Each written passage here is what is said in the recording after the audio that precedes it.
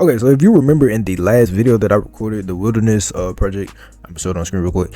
I had said and mentioned or showcased the migration points, and it was like yellow circles that go around the map. Well, I'm gonna go ahead and show y'all the actual simulation that I created before I ended up getting all of the other stuff put on the map. Now, of course, I had trees done and everything, but I didn't have the yellow circles or the migration points on there until I ended up doing this.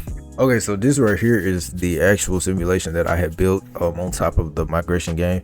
Now I did this one a little separately, as I said before, but the reason I did it separately was because it was a little bit harder. It was a little bit harder, I ain't gonna lie. So I kind of split it up into two separate projects just to kind of get a full feel of it, so I didn't have all my code just right there on top of each other.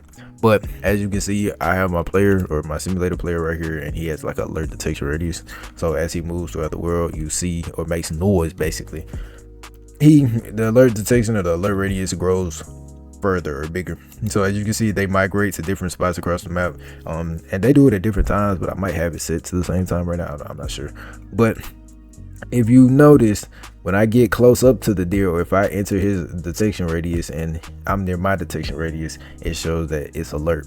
So when it's alert, that just means that, you know, obviously it can detect you, but it doesn't necessarily do anything right now. Now if it can move, or it can decide to take off running, but that's just simply to show, hey, I see you.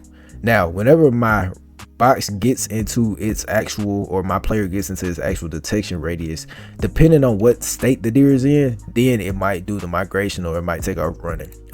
So if I run in there and I disturb them and they're in alert mode and they're not in roam mode or graze mode, like, they take off running.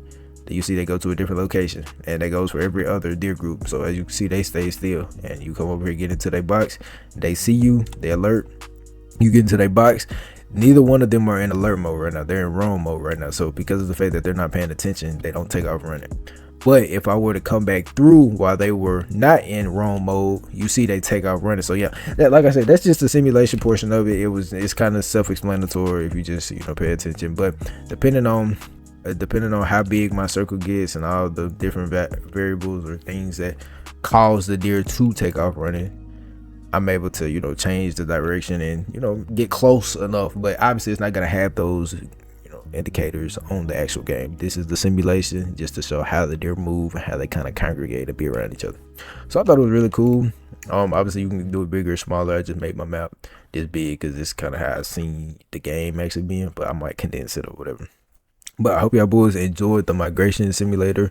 I might end up dropping a tutorial on how to do it, just depending on how to, you know, how this video does or whatever. But I'm gonna see y'all boys in the next one, and I'm gonna update y'all whenever I get some more content out for wilderness.